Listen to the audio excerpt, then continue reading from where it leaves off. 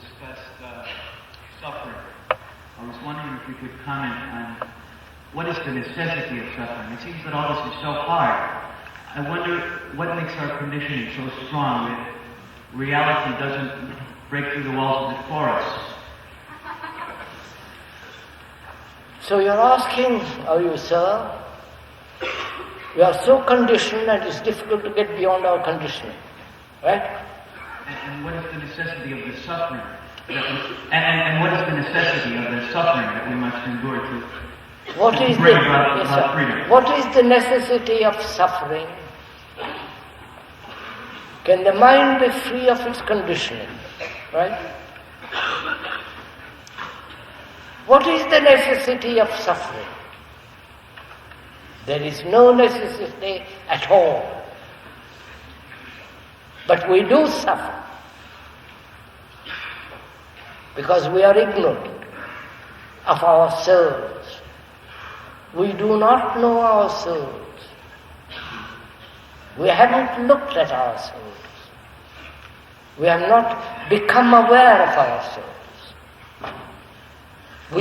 We may become aware of ourselves by reading about ourselves written by somebody else.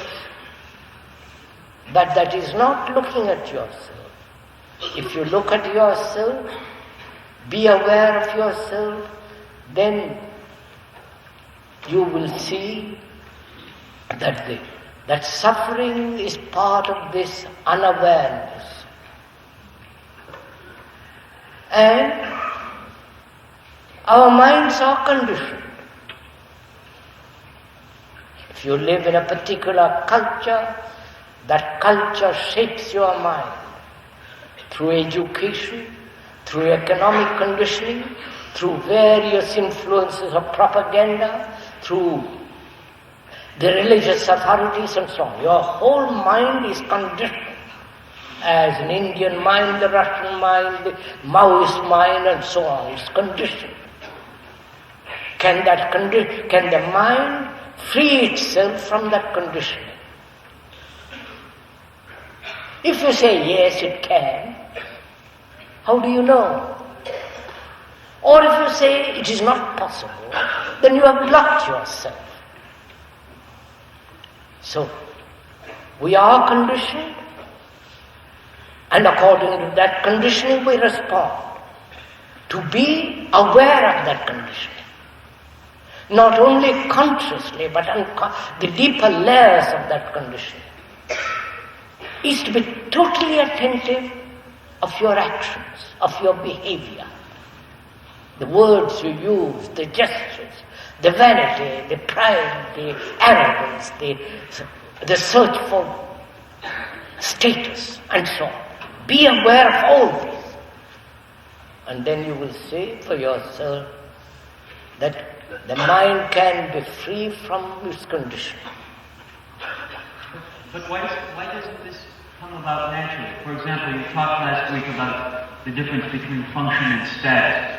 Why do the most destructive aspects of the mind continually prevail? Why does the mind I understand. The dominance of status why should not the mind only function? Why should it seek status from that function? That's the question, isn't it? Isn't functioning to function in a job, isn't it terribly boring? If you are, a writer, and nobody looked at what you wrote, wouldn't you soon find it was not worth writing? Won't you soon find out, if you love music, that if you play it for yourself quietly and nobody bothered you listen to, won't you soon get bored, tired? Or if one loves, not possessively, not on which you depend, but love without any sense of the me in it, Would you be bored? You would. Wait. You may be exceptions, sir.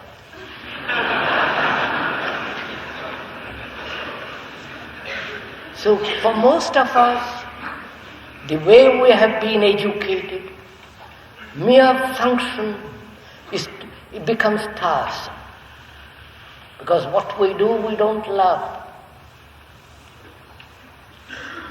And therefore, through function, we want status. And status gives us a certain position in society. And the more you have status, the more you are respected or looked up to. The cook you look down upon, and the man who is a big executive with a big car you look up to. So there is respect, which is really disrespect. When you look down on a cook and look up to the minister or to the president, you have really no respect at all. You are only respecting a word called status. Full stop.